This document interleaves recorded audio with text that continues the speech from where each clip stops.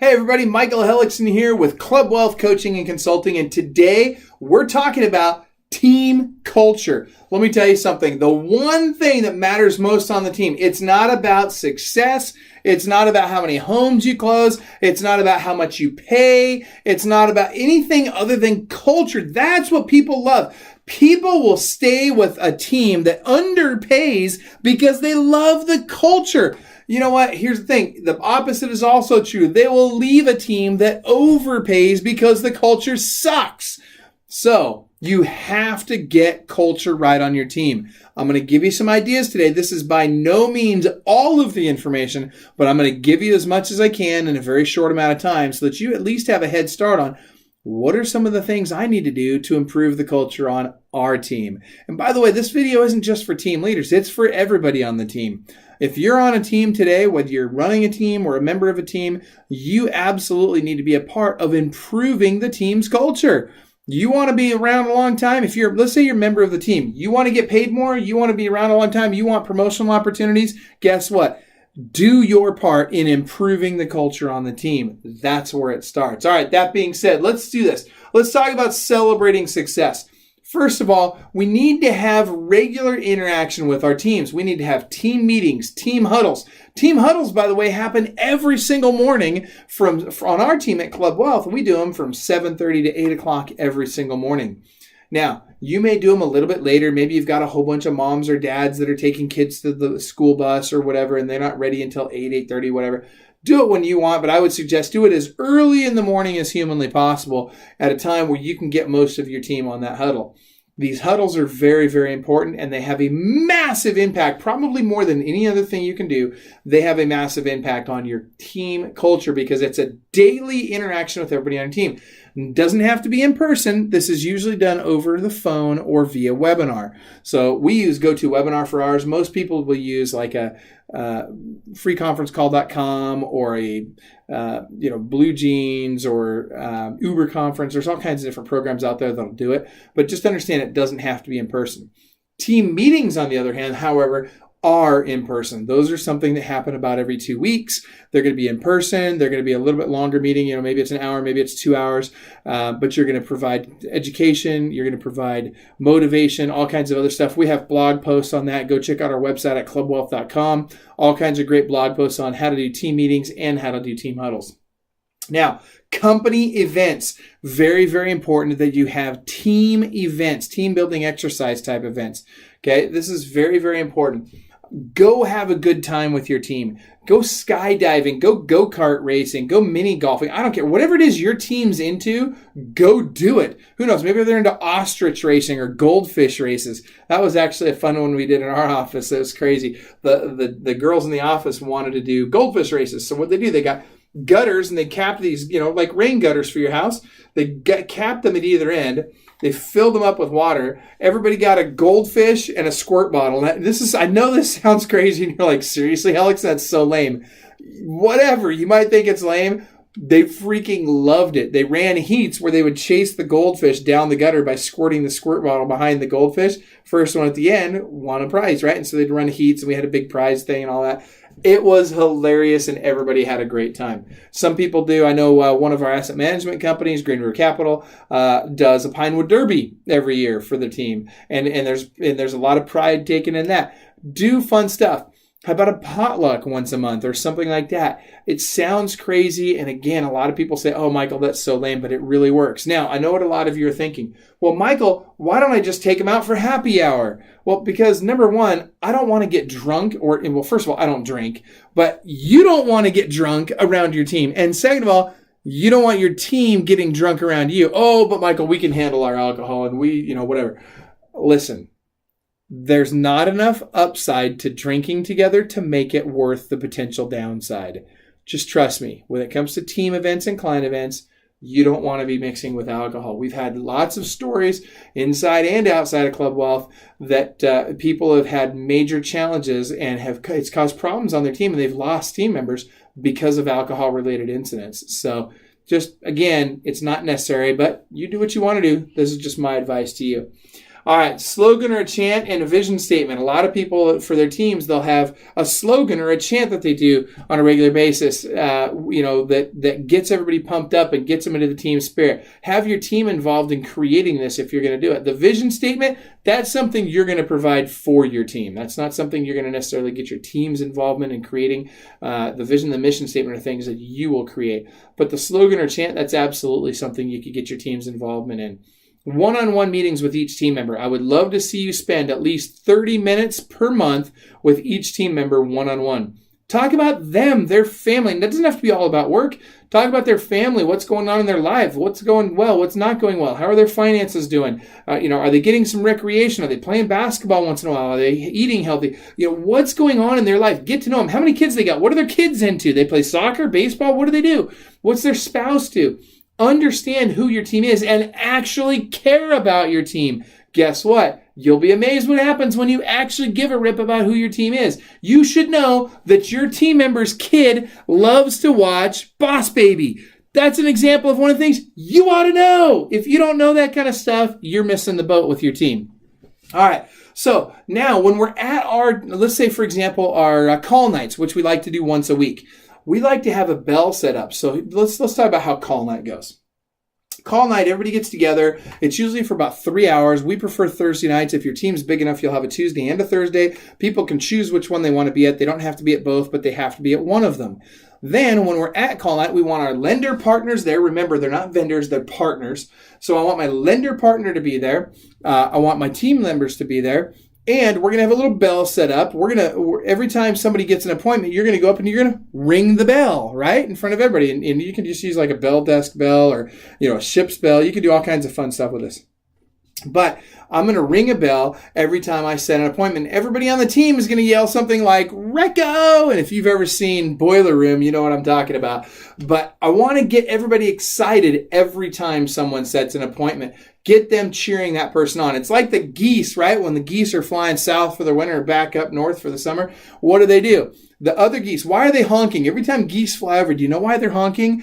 Scientists believe that it's the geese in the back cheering the goose in the front on and helping motivate the goose who's in the lead position to keep moving forward. And then what happens is those geese rotate back in and a new one comes up and leads, because the one in the front's going to get tired, right? From an aerodynamic standpoint, they get tired the fastest. So they've got to be cheered on, and then they rotate back. Somebody else comes up and everybody cheers that person on, and then that person rotates out. And it's just a continual, everybody's motivating everybody on the team. You guys have to be doing this with your teams. All right, a couple other things we want to do is provide pizza or some kind of food. And I say pizza, we tie food as a reward for great performance at call night, right? So if the team does really well at call night, they're going to get something better than pizza. If they do really bad at call night, they're not even going to get pizza, right? Pizza's for closers. Right? Okay, so I got to tie this food to some kind of reward. You want to get great food? You want me to cater in Italian or whatever? Subway? I don't know. What's great food nowadays? Subway? Probably not, right? Natasha's giving me this look like, did you really just say Subway? Like, whatever it is, make sure you're letting them decide, hey, what would be the great reward for food? And you could do that for the next call night based on this call night's results.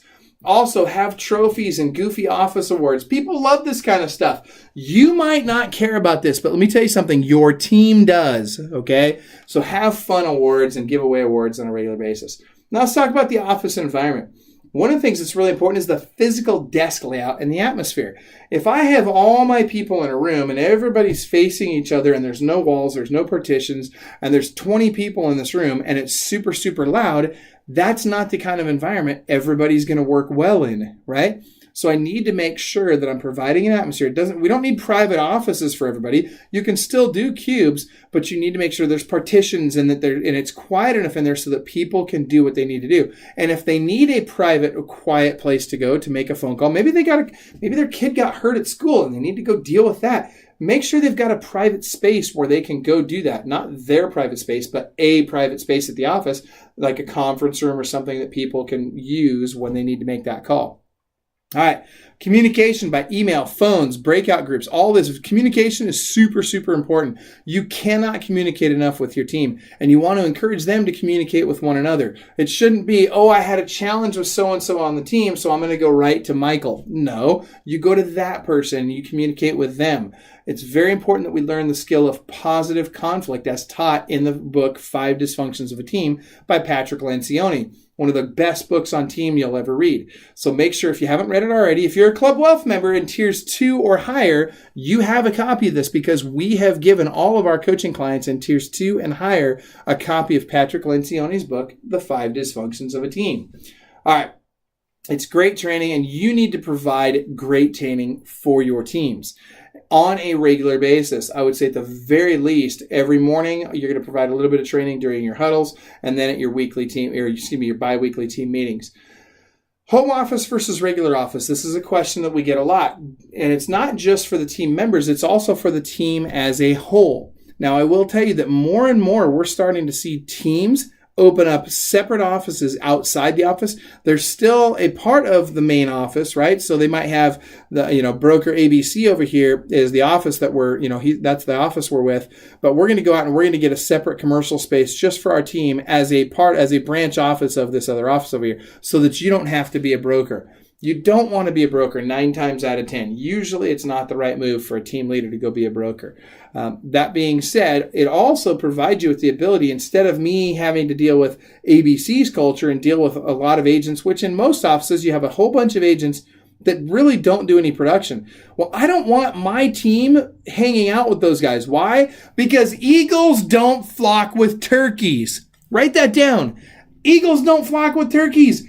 I don't want my eagles around the turkeys in the office. No offense to the people in the office. There's some great offices out there and they've got some great agents in them. But at the end of the day, I want to be very protective of the culture of my team. And I want to make sure that our eagles are flocking with other eagles. I want to make sure we're doing meals together as often as possible. Make it easy for everybody to do meals together so they can have those casual conversations, so they can build those bonds, so they can get to know each other better. Maybe even have a vending machine in the office. We've had people ask for this over the years. A vending machine in the office, just, again, it sounds silly, but people like that kind of stuff. Unlimited food. Like for us at Club Wealth, we work out of my house. I know it sounds crazy, but not all of us. We have people all over the country, but we do have a couple of our team members come to my home to work on a daily basis. That's okay, because guess what? We love it. It's a family environment. It also means that we've got fridges full of, fridges and freezers and cupboards and all this stuff full of food and everything, and they can help themselves do whatever they want. Totally cool. And again, it's kind of that family atmosphere, right? Go hang out down in the kitchen. Go hang out on the back porch, wherever you want to go, but make yourself at home and make it a family environment. Some people are doing a company chef. I know Commissions Inc., for example, has a company chef that literally cooks for everybody in the office every single day. They get a free lunch every single day. Who says there's no such thing as a free lunch? They haven't been to Commissions Inc. All right. Technology. Dual monitors. Definitely have dual monitors for everybody on your team. It increases productivity by 25%, as verified by a Microsoft study. And you want to make sure they have fast computers. If your team is constantly waiting for their computer to do something, that's a problem, and they're going to get frustrated, and they're not going to enjoy their job. Make sure they've got fast computers that do what they need to do. Technology is very important. Also, fast internet. This is important not only for your administrative team, but for your agents. And brokers, you need to be listening to this. Make sure you've got fast internet in the office. If you want people to be in the office more often, don't have dial-up. And when I say dial-up, I mean that changes all the time. Be on very, very, very high-speed internet. It's important. All right, physical activities. A lot of companies might have a basketball court or a football field, like Infusionsoft, for example, has a football field right in their office. It's pretty cool, right? Nerf balls. I know at Commissions Inc., again, they throw Nerf balls around in the office all the time. Again, it just gets the blood flowing. It gets people talking. It loosens people up so they can go back to work a little bit more jazzed up. It's really important. You guys, this stuff really matters to culture. Here's one of my personal favorites. A library in the office full of books. Now, this doesn't have to be some huge library. It could be a little bookshelf, right? It doesn't have to be huge. But there's a bookshelf with books where if you have a client, let's say you're in sales for the company or administrative team, it doesn't matter. If you're on the team at any level and you feel like, hey, so-and-so could use a book, cool, go grab it off the shelf, write them a little note inside the book, and send it to them at the company expense. go to it. And maybe you want to read one of those books. Great. Go grab a book and read it. But the bottom line is that it's really nice when you as a team have a library full of free books that people can use. All right. Social. Lead by example, not demand. This is very, very important, you guys. If you're the team leader, you have no business doing this to your people. You have no business trying to control them. What you need to understand is that you work for them as the team leader, not the other way around. Your job is to support your team and help them be successful in every way, shape, and form, to remove roadblocks so that they can be their most successful in their role. Be proactive in being positive. This is very, very important. It's easy to be negative. Don't ever run into the office and, oh, I'm so tired, right? I mean, come on. Don't talk about being tired. Talk about being excited. Be an example of being positive at every turn. And attack drama like the killer cancer that it is. You absolutely have no place for drama on your teams. You must eradicate it no matter what, every time. And by the way, your team doesn't want uncomfortable chairs. They don't want bad lighting. They don't want outdated furniture. Get them nice stuff. It doesn't have to be super expensive, but get them comfortable stuff. And I'm not talking like sofas where they're going to fall asleep at work. I'm just talking about have decent furniture for them that helps them do the things that you've asked them to do. Some extras, you could add some plants to the office, some decorations. Make sure that the office environment as a whole is just a pleasing office environment. Be careful with an open door policy, right? I mean, it's one thing to be open to talking with your team members. It's another thing to allow that to control your schedule. I recommend posting a copy of your calendar on the outside of your door. Any team member that wants to chat with you can come in. They can write their name in the spot on your calendar that's open for that. But everybody needs to understand when you're in your focus time, you need to be focused. And then when you're outside your focus time, you're available for them. The team huddle, the daily team huddle, will eliminate most of the unwanted distractions during the day. Now, on that whole cancer thing, and I'm going to end with this. If someone is a cancer in your team, you have to make sure that you terminate now, right? This is very important. So Bill Marriott was very clear with his son, Bill Jr., when Bill Jr. took over Marriott Hotels. He says, Bill, he said this in a letter, actually. He said, Bill, if you have someone who is incapable of performing a job, you find a job they are capable of, or you terminate them now. Now, that is on skill set. On attitude, if I have a conversation with a team member, if it rises to the level that I've got to have a conversation with them about attitude, if that attitude isn't solved forthwith, then guess what? The next conversation we have, there's the door. It's been nice knowing you. We wish you the best. So you cannot allow cancers to grow throughout your team. They will destroy your team. All right, we're a little bit over time. That being said, I appreciate you guys watching this. I hope you got some value out of it. Understand this, teams are taking over. You need to either be on a team or building a team going forward. If you're not, you're going to get passed up. So that being said, go to our website, clubwealth.com. Take a look at the blog post. There's lots of great free information on there. Make sure you download the free checklist. We've got checklists for virtually every single thing you can do in your business.